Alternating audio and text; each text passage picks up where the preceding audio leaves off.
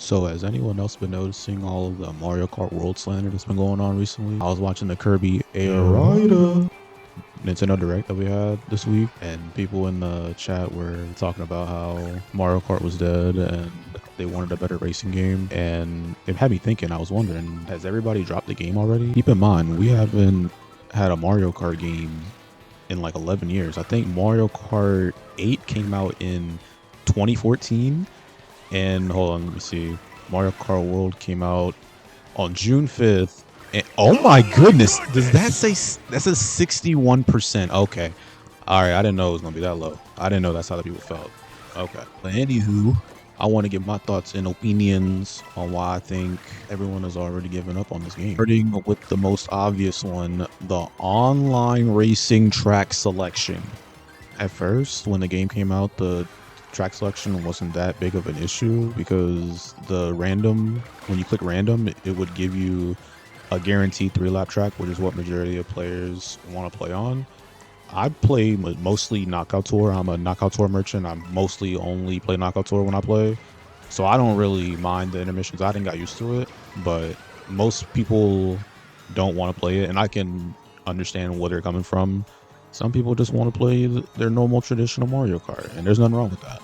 But I think the track system, like their track selection system, needs work, to put it lightly. They need to change that. It's been an issue even back in Mario Kart 8. I got old videos of me spending hours just trying to play one map in that game. And I think that track had I think that game had 96 tracks in it. I'm saying is they need to change the map selection screen because sometimes you end up going in circles because of how the track selection works. Like, we just need to be able to select whatever track we want to go to, so we don't have to keep playing the same tracks over and over and over in the same session over and over. Oh, and another thing, they need to lower the amount of time it takes in between each races. Like, when you're doing the track selection and changing the character and everything, I understand some people might need to go to the bathroom or change the character or something, but it takes like a minute and a half in between games, and I think that's way too long. It needs to be 40 seconds max, but ideally like 30 seconds. All right, so let's talk about Knockout Tour. Now, don't get it twisted. Knockout Tour is my favorite game mode, and I think it's the best game mode in the game. But I'm not here to praise or glaze anything that Nintendo has done in this video. I think the biggest problem with Knockout Tour and Mario Kart World is the fact that we only have 8 rallies. 8 rallies.